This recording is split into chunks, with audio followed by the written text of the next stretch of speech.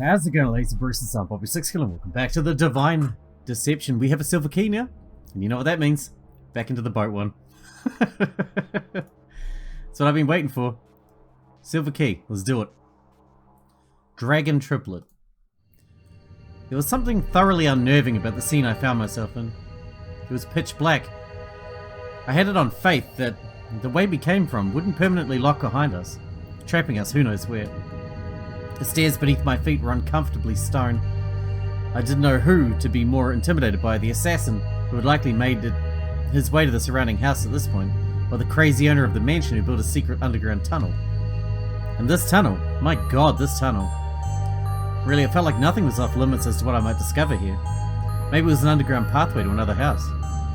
Maybe below was some sort of secret cloning laboratory, experimenting with high-level technology ordinary people aren't supposed to know about. Maybe we were going to find an underground dungeon, filled with cages, holding those who have dared to question the great Odin Daisman. Or maybe I was just going to stumble across a particularly well-stocked wine cellar. All were very real possibilities, and all I could do was walk further and further down in complete darkness. This was, frankly, a sanity-testing experience. But I had come this far. Life up until this point had been plenty sanity testing. Was it really that different? Before I could ponder things further, I heard a stumbling in front of me. You okay? Yeah. Just kinda lost my footing for a second. Careful, the stairs end up ahead. Oh, thanks. With Lara's warning, I was able to take the following steps with an important caution. Sure enough, I felt the absence of another step down. We must have gotten to the main floor of whatever was down here. God damn, it's dark. You just putting that together now? Well, I mean, I guess I thought it'd get brighter when we were down here or something. Maybe there's a light switch. There's gotta be, right? Probably. Look, I'll pad alongside the left wall, you do the same to the right. We'll see what we find. Hopefully a light switch, maybe something else. Alright, that sounds reasonable. And with a seemingly reasonable plan in place, I began blindly feeling alongside the left wall. This too was stone. Being honest, I was a bit worried about this approach. Common sense dictated that there'd be a light switch somewhere near the stairs. And common sense did little to contain Odin's architectural ambitions. This very area was proof enough of that. All of a sudden, I could see the wall I was padding against. Behind me, some dim lights had been turned on. I turned around and sure enough, I could finally see the chamber we were in. And yep, this feels about right. Illuminated by a few hanging lights, Lara and I stood in a veritable underground war room. You could be forgiven if you mistook this place for an armory. All around the room, ancient armors and delicate instruments of war were proudly displayed on wooden plaques and displays. They really ran the gambit in terms of time periods and places. A Mesopotamian sword and shield, a revolutionary era set of pistols, the armor of a shogunate, a bow and quiver from... I wasn't cultured enough to place it. Robes, hammers, guns, ropes, helmets, and all sorts of memorabilia were proudly displayed. I guess Odin was really a history buff. That fit. Wow. I mean, wow. You're telling me. This is a collection that would put some low-rate museums to shame. And all this culture is just what? Rotting away in privacy? For Odin's eyes only? Pretty much. This is the shit I'm talking about. This is why we should be targeting Olimpo. I thought you were an Odin fan. The hell? I never said anything like that. And besides, it's not like my beef is against Odin specifically. Most of the houses littered about the forest are like this. There's a whole class of people who have too much for their own good. A class of people that I wouldn't feel an ounce of guilt robbing blind. Yeah, well, good luck with that. As for me, I'm not really interested in all this historical stuff. I mean, it's fascinating, probably. But that's kind of the least interesting thing here to me. As I said, the weapons, while eye-catching, were what was important about this underground chamber. That was just decoration. No, the thing that caught my eye was the oval table in the center of the room, with chairs all around it. At one side of the table I noticed a not quite finished glass of wine. This place... I'm guessing it's Odin's real office. Yeah, I'm thinking you're right. I mean, look at those chairs. I bet he has meetings here, with like, a secret cabal of elites. Wild. I looked around the room carefully. No, I don't think so. Huh? I don't think people regularly meet here. I mean, this place is certainly built like it would accommodate others. But something tells me there's more of a formality than anything else. How could you possibly say that? Well, for one, I don't think many many other than Odin would tolerate meeting in a creepy secret underground passage with a complicated method of entering. That's not proof of anything. People would do a lot of shit to accommodate Odin. Alright, well look at the chairs. That one right there, it's kicked out. All the others are pushed into the table. Not only that, look at the chair legs. There's a shitload of dust all over most of them. And the table too, that also suggests there aren't a lot of visitors. See that side of the table has some discolorations? I bet it's from a bunch of wine stains. Rest of the table? Pretty uniform looking, wouldn't you say? Instead of responding, Lara just looked at me. For not the first time, suspicion clouded her eyes. Who are you? Huh? First solving that puzzle, now this? Aren't you a little too clever? What can I say, I'm just perceptive. Probably why I was able to get this far in my investigation. I'll say. Ever think about becoming a detective full-time? Me? A detective? Cute thought, but I can't really see it. Well, I could. Full-time detective, huh? That's a nice thought. Well, if I'm a detective, I'm going to start snooping around. Forgive me, but given the lengths gone to hide this place, there's got to be some juicy secrets around here. My curiosity is yet to be sated. Go for it. We got time to kill, and I'm pretty interested in what old Odin's been hiding in a place like this. With the go-ahead from Lara, I decided to start investigating proper. There was one place to start. I walked over to the table where Odin seemingly normally sat. As I got closer, I saw more clearly that the table had a number of cabinets. I pulled out the one directly by Odin's chair. Inside I found a laptop. Huh. I took out the laptop and put it on the table. Then I opened it up. What's that? Odin's personal laptop, if I had to guess. I wonder what's been kept on this. An awful lot of secrets, I'd imagine. I started clicking on random keys and the screen lit up. Damn! What? Password protected. Oh. Obviously, of course there'd be a password on the laptop. Password. What would Odin put as a password? Some part of me thought that Odin was the type to try and get clever with his password. Considering the puzzle to get here, yeah. To make it something that could actually be guessed. But unfortunately I was just drawing a blank. I had too many ideas towards what could be the password, which functionally meant I had no ideas at all. I sighed and closed the computer. What, you're just giving up like that? Yeah. Can't you, I don't know, like hack your way in or something? Hack my way in? Seriously? It's a thing. It is. I mean, it might be possible. But I need another computer and a connection. Just hacking a random computer never seen before from the password screen? Yeah, no, that's just not possible. I mean, you could remove the password. Never mind. Damn, it's fine. Something else caught my eye in that cabinet. Indeed, something else had. Below the laptop there was a big folder stuffed with pages. I was going to look at that after I'd scraped the computer.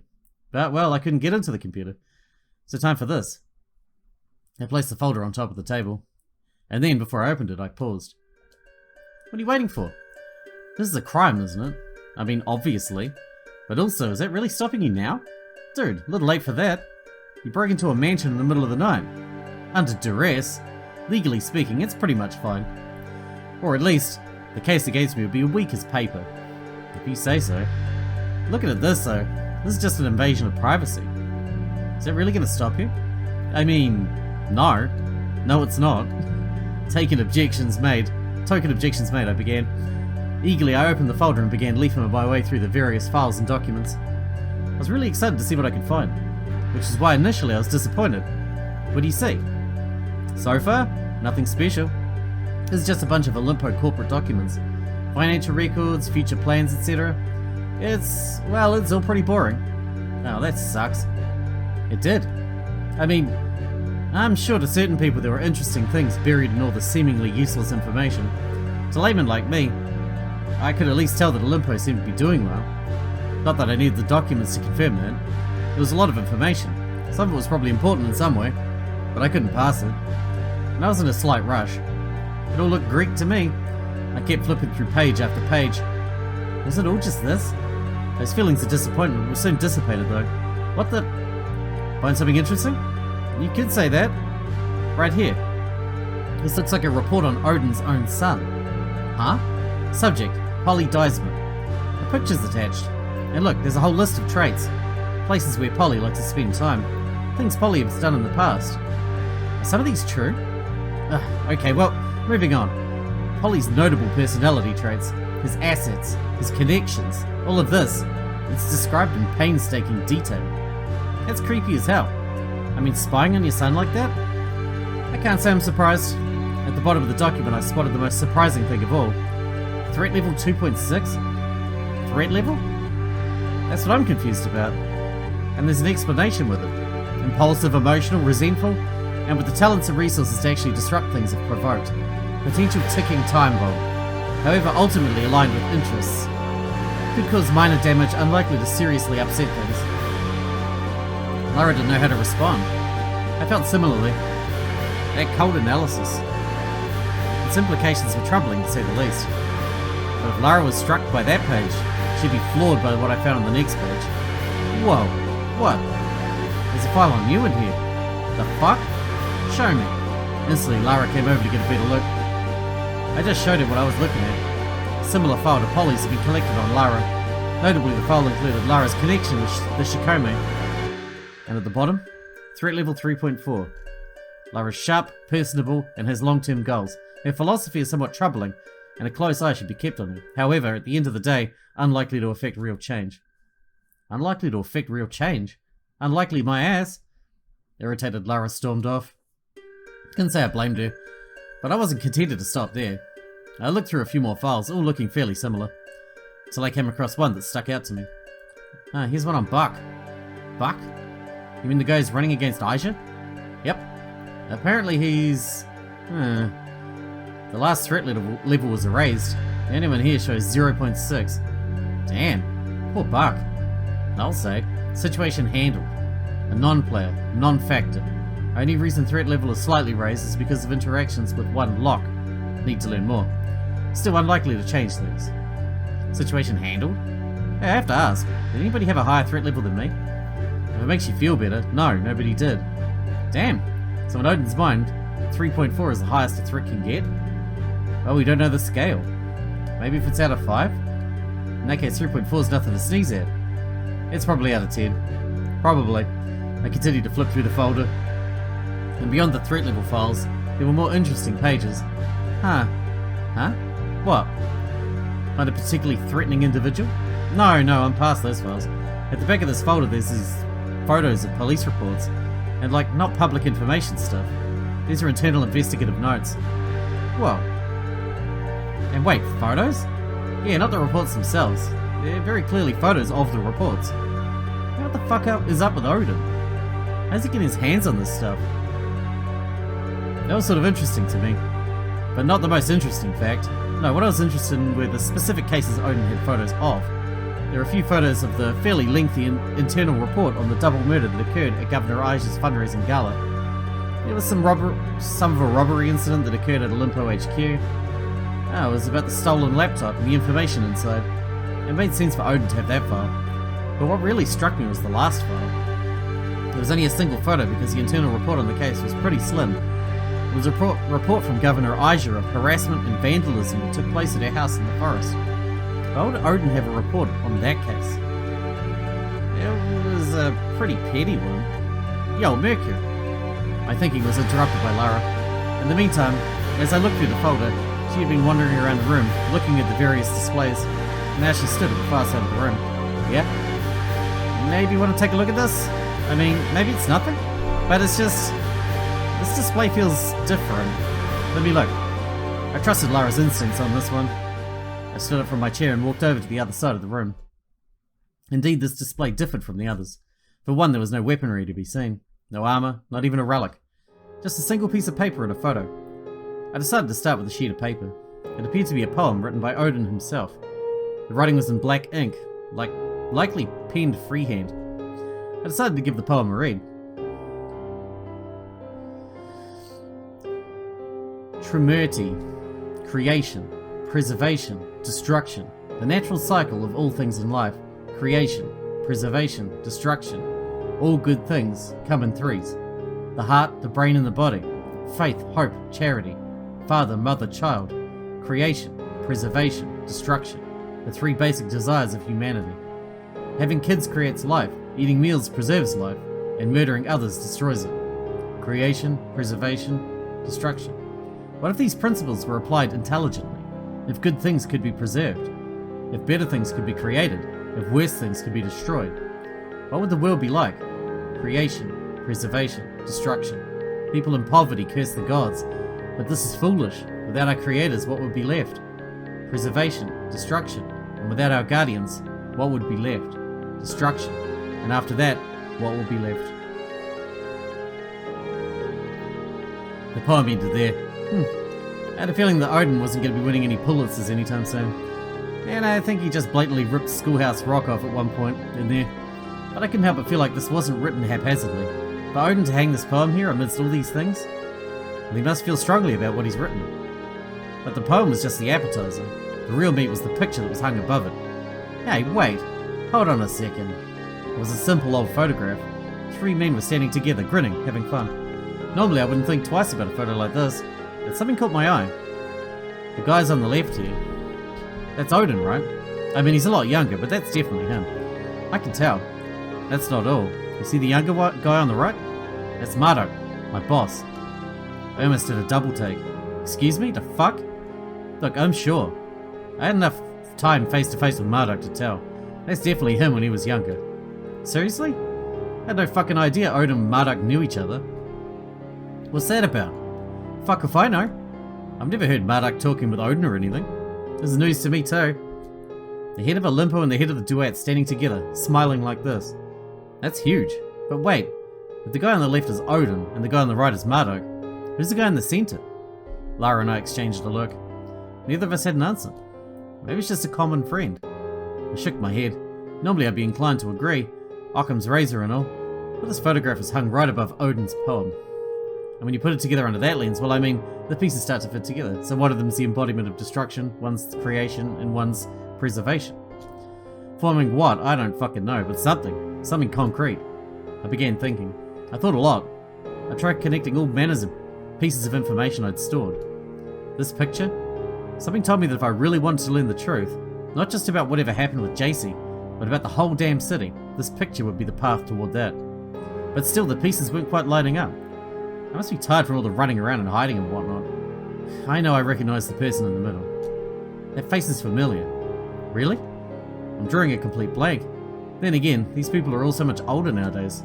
I mean, take a look at Odin. He was like, handsome. And how exactly is that different from nowadays? I felt myself jump nearly half a foot off the ground. Lara also looked visibly shocked, though she hid it a bit better. I turned around and sure enough Odin was making his way down the stairs. Fucking Odin and his silent feet. I couldn't process what this actually meant for us. I was too off guard. Lara, however, realised that being caught down here with no explanation wasn't exactly a good look for us. Oh, Odin. You ended up here too. So weird. I mean, I don't know how he ended up here, so... Oh, don't pussyfoot around it. You broke into my domicile. You went into my sanctum. You solved my riddle. And now you stand in my war room. Lara and I just exchanged a look. Denying anything at this point just felt fruitless. Pretty much. Odin just nodded. Nicely done. Most acceptable. So wait, how did you know we were down here? Ha! By asking that very question, you insult me and my capabilities. It's not as though you'd clean up after yourselves well. One look at the room upstairs and I knew it was obvious I had visitors. What? Why were you in that room? Well, it wasn't the first I checked. But knowing someone had broken in, I couldn't help but check if my sanctum had been invaded. Okay, but then, how'd you know somebody broke in? I thought we got around the alarm. Did we not? Oh, you evaded those defences quite handily. Though I wouldn't boast that as any grand accomplishment. Then again, how'd you know someone had broken in? Why, the sound of shattering glass tipped me off. The sound of... You were up? This time of night? It's hard to say. I've gotten in the practice of maintaining an equilibrium between consciousness and slumber. A technique nursed over many years, it is the ultimate expression of the mantra, sleep with one eye open. Nowadays, I don't think I'm ever truly asleep. Lara and I just exchanged a silent look. I don't think either of us truly knew how to respond to this. At this point, Odin made his way down the stairs, now rounding the table toward us. As he got closer, I thought I saw something that resembled recognition flash across his face. I thought as much. Though with the dreary lighting and my waning eyesight, I wasn't yet sure. Lovely Lara. I thought that voice of yours sounded familiar. Lara looked back at Odin nervously. Odin, good to see you again. Is that right? I sense hesitation in your voice. Then again, you found yourself in a situation that has forced you to break into my house and seclude yourself in a damp basement like this one. Perhaps I'm sensing a misattribution of emotions. Sure. Regardless, I, for one, am most pleased to see you in my halls once more. I said that eventually, given time, you'd be back. And look at you now. I'm back. You really are psychic. No, not hardly. Just correct. And you? Odin turned his gaze toward me. Oh, it's you. Me? Do you know me? Do I not? No. Odin stopped in his tracks for a second. He looked me over, eyes squinted, and a slight smile crossed his face. Ah, I see. Apologies, you see, the way you carried yourself, it reminded me of someone else. Looking closer, however, I see that I've yet to meet the person that stands before me. Well, my name's Mercury. I know this isn't the best of situations for a meeting, but it really is an honor to meet you, sir. Likewise, Mercury. Creepy. I don't suppose I'm owed an explanation as to why you two are snooping around in my war room. Impressed as I may be that you found this place, it does not change the fact that you are most certainly invading my property. Odin. Lara looked over to me. I shrugged. Lara could take the lead from here. Not to bore you with too many details, the point is the two of us are currently being chased by a very dangerous man. We found ourselves in the forest with a bit of a lead and I thought of your place. Sorry. Odin considered this explanation for a moment. That explains your presence in this house, not this room. While we were looking for some place to hide, I suggested the room upstairs, and then Mercury here noticed the puzzle, solved it. This thing opened, and, we got curious. So you had no intention of finding this room when coming here. And yet you unearthed it? Yeah. All of a sudden, Odin broke into a fit of laughter. He began clapping uncontrollably. It was quite uncomfortable. Good show. Truly remarkable. To see through my intent in such effortless a manner, it speaks quite positively to your character. I don't think it was that impressive. Oh?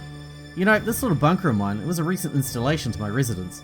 A bit of personal luxury. It was only added after my sons all left the house. But still, making a puzzle without anybody to solve it is a rather sad prospect, I'd say. So then, I've made sure to allow plenty of opportunities for those of worth to try and see through my plaque. And yet almost nobody other than myself ever set foot in these halls. And tonight, you two have made it here. It's no small deal. Almost? Well, thanks, Odin. I think the whole statue puzzle is pretty cool. I was sick of moving around the truth. I wanted answers. No, I was owed answers. Who's this? Mercury? I'm sorry, Lara. I've danced around the issues for long enough. An individual of action, I like it. Odin, you're smart. You see your laptop on the table, the file. We've been snooping. Because I want the truth. My search for the truth is the reason I was chased here in the first place. Frankly speaking, there's a lot I could ask you, but I understand you. You're not just going to tell us everything we want to know. Like those threat reports in that folder, I could ask what the deal with those are, but I'm not going to.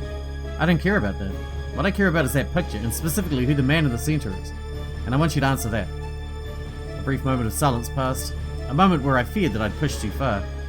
But then Odin nodded. It's not an identity I can reveal lightly. Then again, you did outwit my security system, solved my riddle, invaded my war room. Instantly you circled in on the most powerful information to ask for, and you asked for it with force.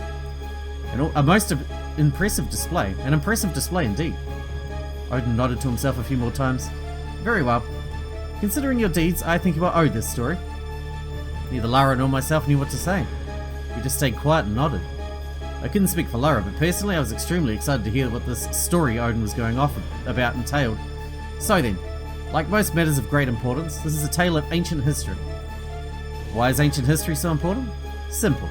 Time amplifies all. Small events from long ago are like a snowball. As they roll down the hill of time, they grow in power and size.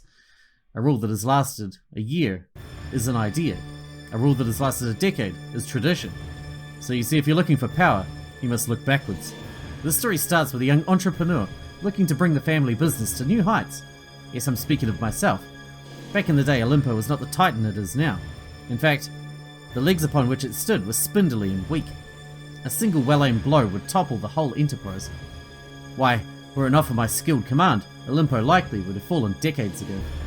However, I was blessed by the gods with an unstoppable instinct. This blessing flows in my blood. I've even passed it down to my sons, though in diminished effect. It was this blessing that helped turn the tides of the market away from the floundering Olympus. Ingenuity alone was keeping us afloat. But in this world, ingenuity is not enough. Enough to survive, maybe, but not enough to grow, not enough to rise. And above all else, I wish to rise. Odin sighed. I am humble. I am aware that on my own I would never likely have made it to my position today. But the gods blessed me not only with instincts but with luck. And in those early days I was approached by an incredibly charismatic man. Looks, intelligence, a silver tongue, truly he had it all. This man at the time was merely an author. He'd written a few books on political philosophy, books of decent acclaim, but at the time, from an outsider's view, there was nothing remarkable about the man. You had to know him personally to see his potential. There were not many in this world I view as my equal, fewer still I view as above me. But that man, Zakar Ubir, he was greater than us all. I've had a jolt go up my spine. Zahak? Fuck, I know him. He was that old governor. A lot of his policy still shapes Panthea.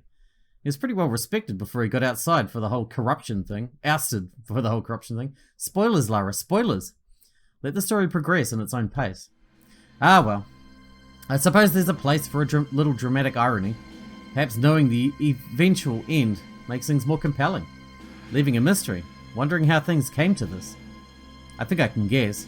Ah, a bright young one like yourself might. See, Zahak approached me, befriending me. He wasn't doing so haphazardly. Just like I could see the natural talent in him, so too could he see the worth inherent in me. From a mere outsider's glance, he could tell that, with the right circumstances, I could lead Olimpo to greatness. That I was precisely the man he needed. And so one night, he invited me out to a private meeting. One out by the Panthean seas. Naturally, I agreed. And when I came, I found I was not the only one he had invited that night. He'd also brought a bright young man by the name of Marduk. What I was in the business world, Marduk was in the criminal. Not yet given the respect he was due, but hungry. Now, I must confess, I didn't react to Marduk's presence perfectly in the beginning, but soon enough I got my priorities in order and listened to what Zahak had to say. And what he said that night would change the course of all three of our lives. Odin stopped for a moment, closing his eyes, smiling. He gently swayed in place, nearly losing himself in the memory. The pitch-black night sky, illuminated only by the stars and the waning moon. I can picture it to this day. I was getting impatient. What did Zahak say? I'm getting to it. See, Zahak was an opportunist, a dreamer. He pointed out that there were, broadly speaking, three pillars of power that dominated every city in the country. Three worlds in which most change originated. The political sphere, the business world, and the criminal underworld. When you get down to it, those were the three spheres of influence that all meaningful change sprung from. And he noted that if someone was to control all three, their power would be, in essence, complete. That's... Oh, I can already see it in your eyes, Lara. You misunderstand Zahak's sentiment. This was not some callow attempt at self-benefit. No, he was far more ambitious than that. Any well-bred idiot can be rich. What Zahak desired was the creation of a paradise. Cynics may deride it as impossible, but the scholar of political philosophy that he was, Zahak believed that if given the resources that he needed, he could make a perfect society. A meritocratical ideal that balanced human equality and autonomy in equal parts. He thought such a city was possible. All he needed was the power to create it. Quite a self-centered view. All views are self-centered, Mercury. Your eyes can only look from your own head. Zahak saw the bigger picture. His plan was simple. The three of us formed an alliance. We would use each other to become the heads of our respective industries, and then, from the top, we would rule. Zahak would pass and change the laws to maintain the ideal society.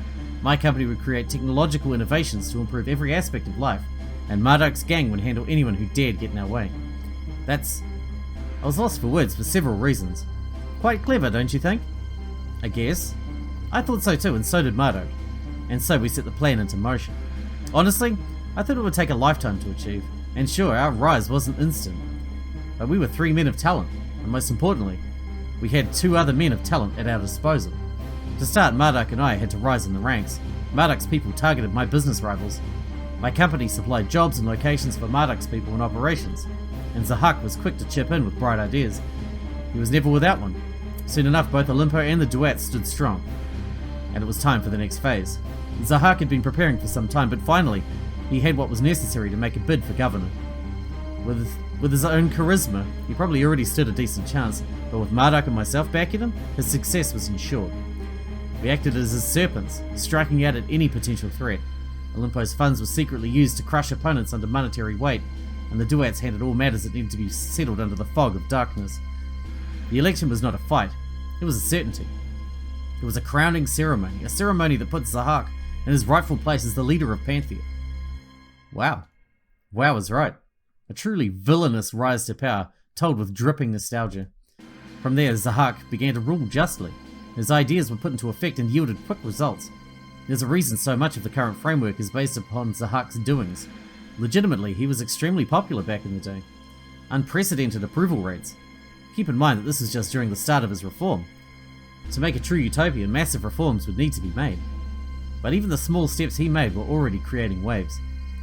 All the while, Zahak was good on his word, good to his friends, to make sure we would always have his back. He made sure he had ours.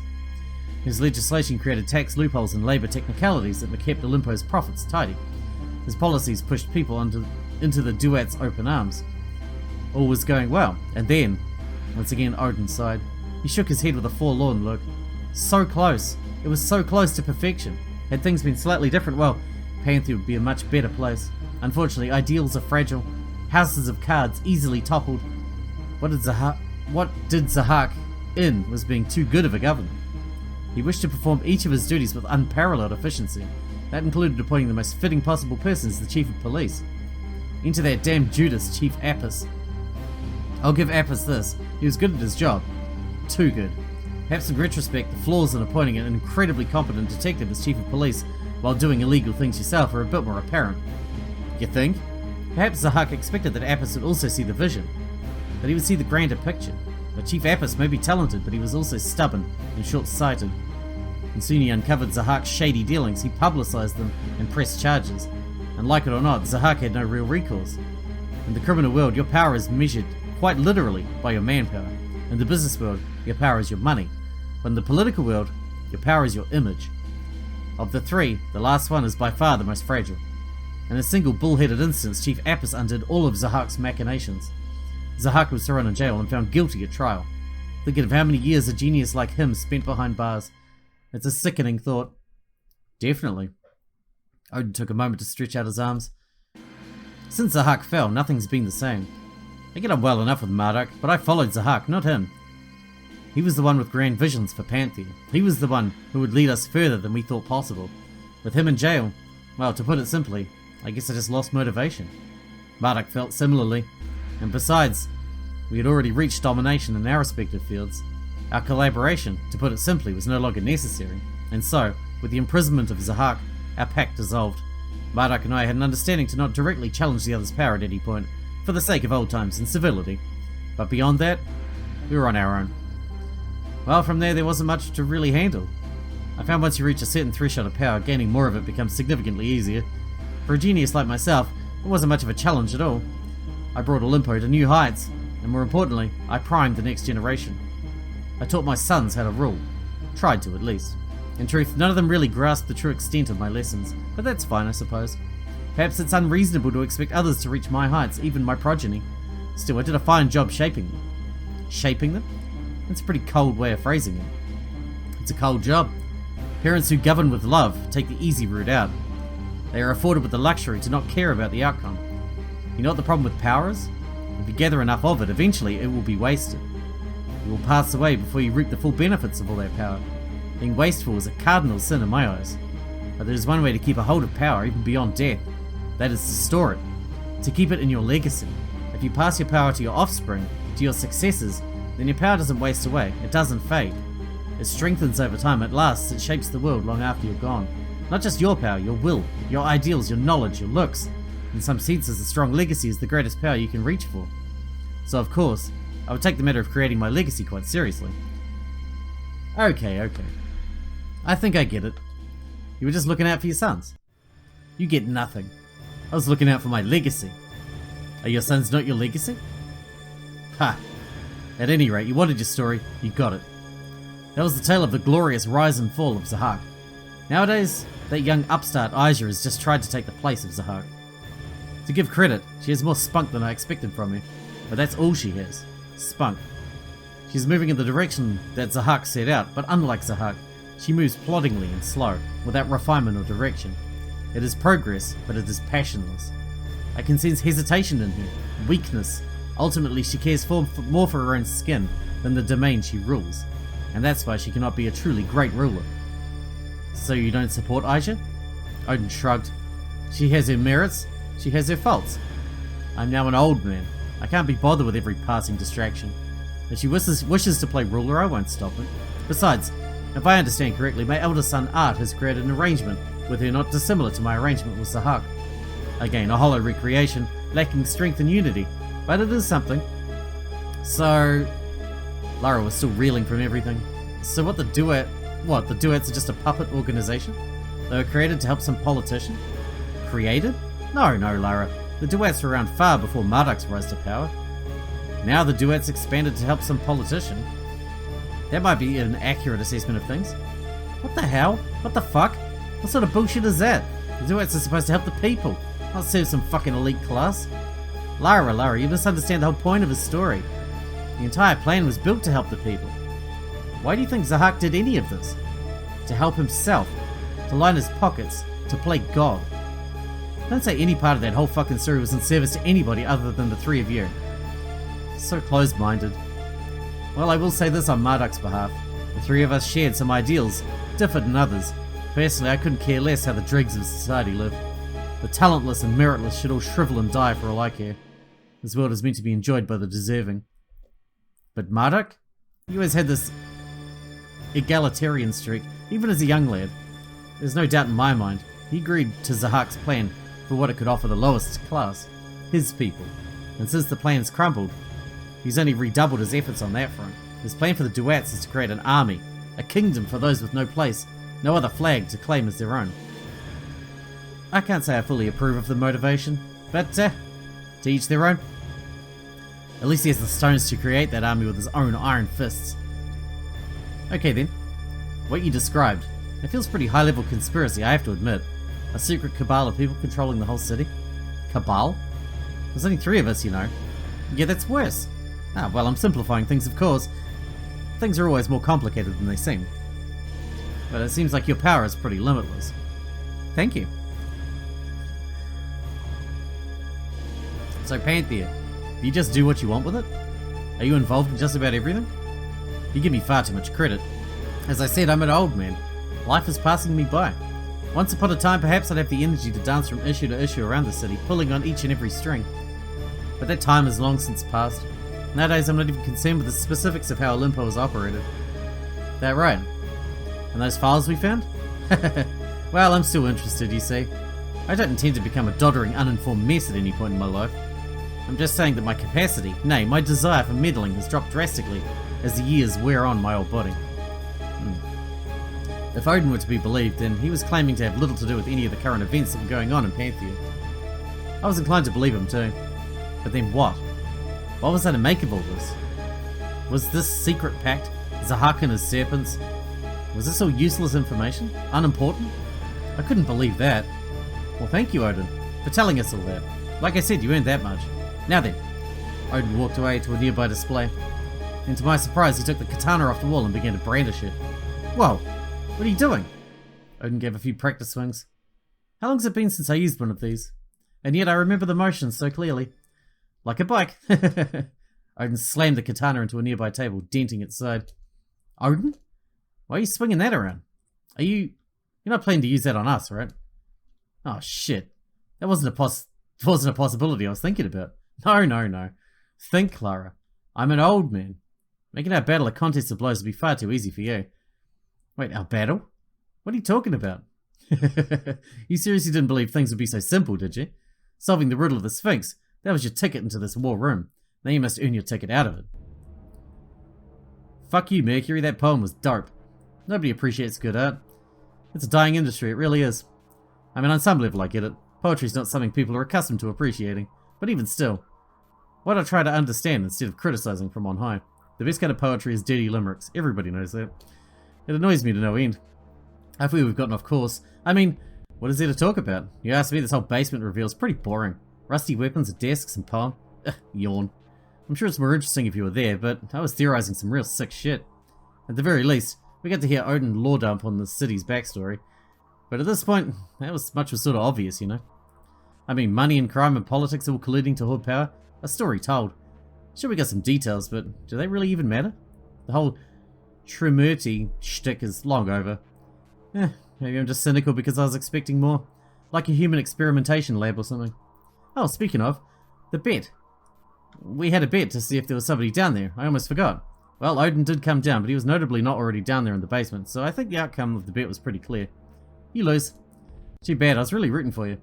It's a shame you were punished for choosing the more interesting answer. But I gotta respect the truth. The truth is, nobody was there. Maybe bet less in the future. If you even can call anything less than what you put down a bet, that is. Whatever. The gamble continues. And with that, we're going to wrap this episode up here. That was just about the right length, I think. I think we need a... Okay, we don't even need a key to jump into the next one. So we're going to continue that story when we get back. Hope you guys enjoyed it. Thanks for watching. Thanks for getting out with me, and I'll see you in the next one.